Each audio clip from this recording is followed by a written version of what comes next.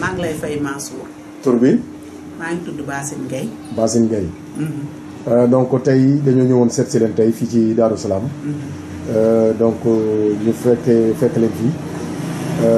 li ñuy suñu question première question bi mooy gis nañu fan yi taw na muy première pluie te bu daan commencé taw nii kenn ku ne da ngay xalaat Darou Salam. donc naka ngeen dundee première pluie bi fii ci Darou Salam ndax jafe-jafe yi ngeen daan am yéen a koy dund ba léegi. waaw jërëjëf Mansour ñoo ngi rafetlu d'abord question bi première pluie comme ni nga ko waxee ñun ñëpp ci daan am tiitaange parce que da nga daan yeewu dëkk fii yëpp dafay taa ba fees dell mais ren macha allah vraiment ren moom fii yëpp benn taataa gisuñu ko fi dafa taawul deful dara daal ñoo ngi sant yàlla daal ci d'abord parce que yàlla mooy dogal lépp ñoo ngi koy sant ci defar tali bi parce que moom moo ko dogal mu mën a am di sant tamit entreprise yi ni moom moo ko fi defar par l'intermédiaire de l'État ñoom tam ñoo ngi leen di sant mais premier taw bi daal moom amul benn inconvénient fii taawul deful dara nit ñi dañoo circuler librement sans pour autant ñu am benn problème de déplacement. ndax appel boobu yéen waa Darou Salam da ngeen a defoon cri de cœur da ngeen ko defoon ci état bi wala dafa am fu mu jaaree ba lii ngeen laajoon mu sotti. waaw ndax xam nga kuy woote wàllu fokk tamit nga xool fi ñu ko yaakaaree nga def ko fa parce que biñ fi defee benn point de presse interpellé nañu autorités yi interpellé nañu état bi interpellé nañu surtout entreprise yi nga xam ne dañ fiy yore seeni camion ñu fiy aw ñooñu ñëpp nag interpellé nañ leen mais quelques semaines après ou quelques mois après macha allah gis nañ ni am na satisfaction ñun nag information yi ñu ci am mooy ni Ageroute moo ko defar Ageroute nag c'est un projet de l'État kon ñun ñuy sant état bi ko defar di sant tamit ñi nga xam ne ñëpp jàpp nañ ci ba loolu mën a am fii parce que soulager na population bi parce que objectif bi moo doon rek population bi mën a circuler librement taw bi ak ndox mi ni mu doon mel fii yàlla dimbali ñu ci foog naan loolu objectif bi atteindre nañ ko kon ñu ngi sant yàlla di sant ñi nga xam ne ñëpp jàpp nañ ci ñu ko démarché ñëpp rek di leen sant di sant tamit comme c'était un projet de l'État moom tamit di sant ñi nga xam ne ñoo ko fi indeeg lépp daal sant yàlla. waaw gis nañu ci at bii ñu nekk nii gis nañu ay lampadaires yu bari dugg ci dëkk bi donc am quartier yoo xamante ni am nañu ay lampadaires Darou Salam nag gisaguñ fii ci Darou Salam loolu naka ngeen ko gisee noonu ci lampadaires yi lan mooy seen gis-gis ci lampadaires yi. waaw liñ ci gis-gis mooy incompréhension totale lañ ci am parce que buñ nee lampadaire mooy pour dañoo war a leeral dëkk bi lampadaires yi ñëw na mais bi ñu gisee lampadaires yi ñëw dañoo mel ne dafa am ay quartiers yu ñu jukkat te ñun logique bi teguñu woon ni loolu lañ ko war a defee parce que ñun dañ ne woon rek quartier bu nga xam ne dafa lëndëm dañ koo war a doté en lampadaire parce que bu fekkoon ñun suñu quartier lëndëmul du ñu laaj lampadaire parce que dañ naan am nañ loo pare mais nag comme ñun suñu quartier dafa lëndëm te gisuñu fi lampadaire ñun tam ñu am sañ-sañ taxaw bi ñu nit dañuy réclamer loolu parce que dañoo waroon teg carte Tivaouane buñ tegee carte Tivaouane bi ci biir carte Tivaouane boobu ñu xool yan moo ci war a soxla lampadaire yan moo ci war a soxla lampadaire ñu defal ko ko mais gis nañ ni dañoo def yii quartier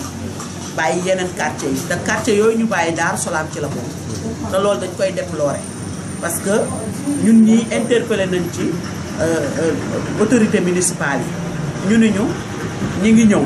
mais boobu ba léegi gisuñu dara te bëgg nañ tamit Darou Salam am ay lampadaire parce que am na ay points yu nga xam ne dafa lëndëm boo xoolee ci jumaa ja fële ci jàkka Darou Salam ci biir mi ngi lëndëm te paa yi chaque jour fajar dañuy jóg di dem foofu di julli ci foofu bëgg nañ fa ñu defal ñu fa ay lampadaire axe bii war nañ fee mën a def lampadaire parce que li tax ñu tëb dem ba côté Kër Ndioba def ko fa bàyyi axe bii loolu dañ koy déplorer dañ faa war a def ay lampadaire fii nii nii axe bii ba rattaché ko ak Kër Ndioba bu ko defee mu leer nañ parce que leeraayu dëkk moom mooy lutter contre l'insécurité boo gisee sàcc yi bëgguñu leer loolu la te fii bu lëndëmee lu nekk mën na fi xew te ñun wax dëgg yàlla dañoo bëgg ñu sàmm suñu sécurité mooy suñu priorité donc nag dañoo bëgg ay lampadaire ci koñ bi lampadaire yi ñëw bëgg nañ ñu dote ko ci koñ bi am na allées yu nga xam ne war na fa mën a nekk te war nañ ci mën a jox parce que mënuñu comprendre certains quartiers ñu def leen ay lampadaire ba ñu leer nañ yeneen quartiers yi lëndëm këris loolu c'est à déplorer kon équité sax loolu da koy dàq parce que koñ yi sont à égale dignité ñun ñoo yem ci fépp donc dañoo waroon premier critère bi nga xam moom la ñu waroon a dérouler ci lampadaire yi mooy ban quartier moo leer ban quartier moo lëndëm bu ñu xoolee quartier yi lëndëm ñu yóbbu fa ay lampadaire quartier yi leer ñu bàyyi leen ak li ñu amoon ci leeraay mais bu ñu xoolee quartier yi nga xam dañoo leer nañ ñu demaat fa di fa dolliwaat ay lampe ba mu gën a leer alors que am na quartier yu nga xam dafa lëndëm këris comme quartier Darou Salam indiwul fi ay benn lampadaire loolu ñun dañ koy déplorer jusqu'à la dernière énergie te population bi jàngat nañ ci comportement boobu taxaw nañ temm di réclamer ay lampadaires ci suñu biir quartier parce que dañ cee war a am parce que quartier bi dafa lëndëm boo xoolee axe bi ma la wax léegi nii dafa lëndëm am na axe boo jógee ci maison familiale dugg ci biir Darou Salam axe quartier kii bu mag la genre boulevard la mais foofu amul benn lampe maanaam daal pour résumer wax ci ñun suñu quartier amul benn lampadaire buñ fi dugal alors que yeneen i quartier da nga gis ñu def ko ba mu mel ni aj leer naññi loolu daal dañ koy déplorer Didier vraiment di le remercier ci ñëw bi parce que politique lii la rek mooy ni ñëw enquérir des besoins de la population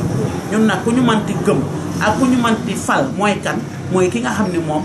bëgg na suñu avant bëgg na suñu développement kenn wax fi sa intérêt personnel mais intérêt quartier bi lañ wax te pour que ñu dotee quartier bi lampadaire bi ñu waxee problème tali bi nit ñi dañoo jóg parce que c'était l'intérêt général problème lampadaire bi tam intérêt général la parce que ñëpp ko soxla bëgg nañ quartier bi leer. merci beaucoup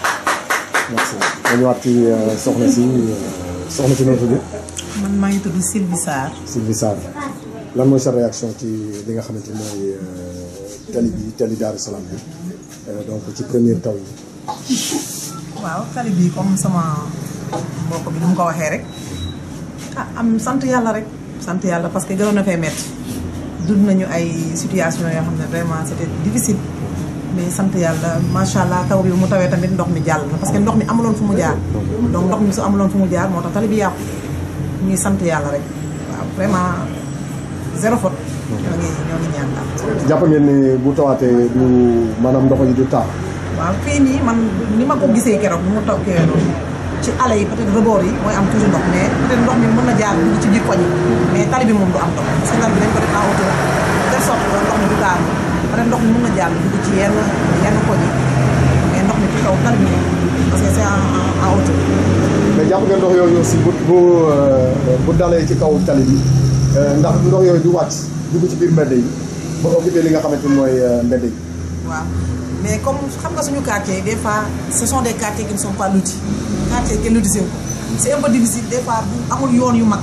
ay yoon yu sew la donc ndox mi su kiyee rek des fois day dugg ci biir koñ yi te bu duggee ci biir koñ yi tamit c'est un peu difficile mais on vit avec ça fait des années ñu ngi dund ak moom parce que mu dugg ci ndox bu duggee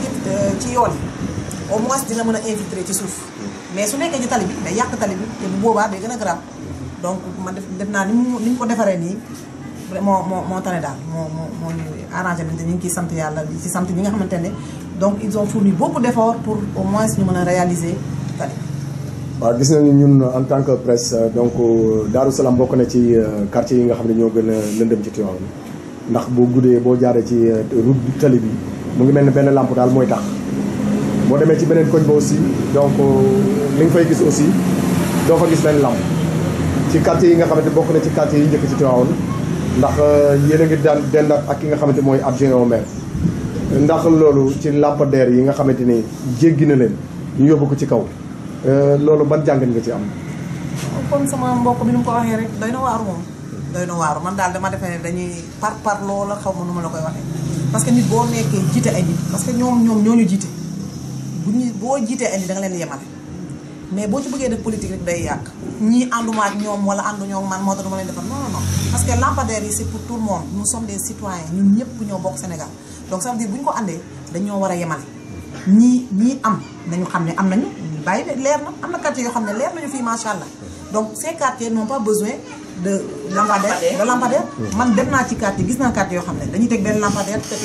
lampe te am na lampe électrique yoo xam ne mu ngi fi woon mais boobu ban njëriñ la am lampadaire am lampe courant boo xam ne mu ngi ci wetam alors que y a des quartiers yoo xam ne fii nii suñu koñ yi yëpp la nekk donc loolu war nañ ko xoolaat bu baax parce que ñun ñoo leen fi teg ñoo leen teg foofu waaw kon bu ñu leen fi tegee dañ leen teg pour ñu bu ëllëgee ñoom suñuy soxla ñu mën ko fajal mais bu doon dañuy xam nga parparloo baaxul ñoom ñooy njiit ñoo waaw équité nañu defal ñëpp ñeen kon lampadaire yi du ñuy ñaan ñu leen di ñaan comme dafa am beneen commande buy ñëw nañ ci sóoraale Darou Salam parce que Darou Salam dafa lëndëm parmi quartier yi gën a lëndëm ci Tivaouane ci la bokk te c'est pas normal Darou Salam c'est un ancien quartier bu mag la te yàgg na te ñu ngi nekk face à face HLM fi c'est pas normal donc fi yëpp HLM dem ba kër Ndiob di leen defar alors que Darou Salam mi ngi fi alors que xoolal yoon bi fii ñaata oto ñoo fiy jaar Ndouda Mboro guddi gi day lëndëm te c'est pas amul sécurité nit bu fi rombee nii amul sécurité donc ñoom war nañoo veiller ci suñu sécurité surtout parce que ay nit boo leen jiitee seen sécurité tamit yaa ko yor nañu dimbale loolu rek la leen di ñaan ñu dimbale ci lampadaire yi comme ci ni ko waxee quartier yi koñ yaa ngi fi amul lampe amul dara insécurité totale moo fi am parce que mën ngaa génn nit xaañ nga te doo ko gis parce que koñ yi lëndëm na en plus ñu ngi ci hivernage bi ça veut dire koñ yi bu amee ndox insécurité la 2 amul courant dënd xam nga loolu lëndëm na te nañu dimbale tamit bu koñ yi bu feesee ndox day fees ndox nañu dimbale ñi ñuy ñaan camion yi nga xam ne ñi ngi dem ci dëkk bi di manque ñuy dugg ci koñ yi tamit di manque ndox parce que yenn saa yi ndox yi day nekk ci koñ bi duñu am nañu ko manqual te dañuy gis ñi nga xam ne ndox mi si taw bi ba pare dañuy dugg ci koñ yi di manque donc ay nit daal boo leen jiitee yemale leen boo xoolee ci affaire politique nag moom da nga wéy mais ñoom ñooñu jiite ça veut dire ku nekk la nga ko war a jox ko waaw loolu am na solo loolu xanaa di la sant di la gërëm bu baax mais question bi may njëkk mujjee laaj mooy message bi ngay lancé. waaw bi may lancé rek mooy bi may wax rek nañu jàppale ndax ñun ñoom la ñu am ñoom it ñun la ñu am xam nga l'État ne peut pas aller sans les citoyens nous aussi vice versa léegi nañu jàppale ñëpp ñi nga xamante ne ñu ngi ci parti politique yi ku nekk rek la nga war ci sa gox parce que comme par exemple les maires ainsi de suite ñi nga xamante ne ci seen localité lañu nekk parce que yow bu ñu la nee yow maire nga ça veut dire parce que l'État ne peut pas tout faire dañ la jël nga nekk maire dans ta localité ça veut dire yow li nekk sa dëkk la fa nekk yow yaa ko xam kon yaa ko war a faj l'État ne peut pas le faire à ta place donc li ñuy ñaan les élus locaux nañu dimbale ngir yaakaar rek li leen wax ci seen gox loolu mooy andi wala ñu def décentralisation léegi ñoom man li may ñaan rek nañu jàppale population parce que population bi jaaxle nañu sur tous les plans léegi nag ñoom nañu jàppale lépp lu ñu mën rek nañ ko loolu rek laay ñaan daal. te maa ngi lay remercier ci interview bi tamit. merci beaucoup vraiment di leen remercier ci waaw ñëw tamit. merci ok. asalaamaaleykum maa ngi leen di nuyu ku nekk sa tur ak sa sant man maa ngi tudd Binta Kane dëkk Darou Salam di leen ziare ñëpp tey nag dañoo amoon lu ñu metti parce que je me dis que ni Tivaouane moom Tivaouane ñëpp la te tey bu ñu demee bay joxe maye ay lampe di ko installé fu nekk alalu mbooloo ñëpp ko war a bokk. waaw d'abord question bi ma leen njëkk a posé mooy ndox yi taw yi mu ngi commencé donc naka ngeen dundee première taw bi nga xam ne taw na ko fii si télé Darou Salam. ah première taw bi moom sant yàlla rek parce que suñu tali bi sant yàlla parce que defal nañu ko. metti woon na danaan taw ndox dugg ba si biir kër yi ñu nekk te tey taw bi moom macha allah parce que fii rek moo xaw a taa te passe temps la rek dafay jàll mi ngi nii maintenant dañ na ñu ngi sant yàlla bu baax a baax.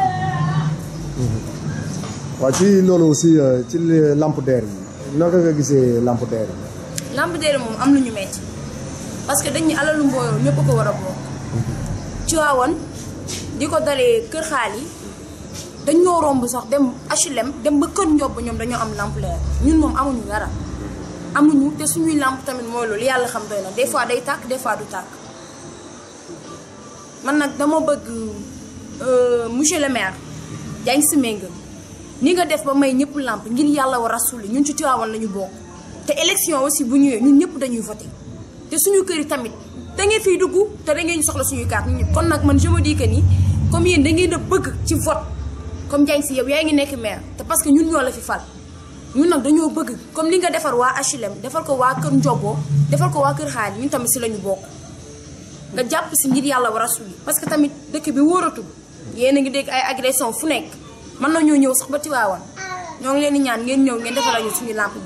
bi ngir yàlla war a suli loolu laa amoon ci lu may wax. mais gis nañu aussi koñ bi fii ci kaw tali bi fii maanaam bu tawee ndox mi dafay taa fii bañ a dem solution bi kan moo ko réglé nii actuellement nii. ah solution bi de nee nañu état la te macha allah ñoo ngi leen di gërëm parce que fii moom ñaawoon na trop choc gi tamit doon na fi bari lépp doon na fi bari mais sant yàlla comme que léegi dem na ba defar nañ ko suñu tali bi neex na ku mu neex bërëm macha allah. ban appel ngay lancé nag dernier appel. sama dernier appel moom mooy Macky Sall Diagne Sy Mbengue ñëpp sax parce que dama naan état yéen ñëpp parce que yéen a bokk même nguur ñoo ngi leen di ñaan waaw comme li ma wax rek suñu lamp yi ngeen dimbali ñu si man loolu la am ci lu may wax waaw tali bi nag merci beaucoup état ñoo ngi lay sant di la gërëm waaw yàlla seen taxawaay yàgg. voilà merci beaucoup. ok ñoo ko bokk.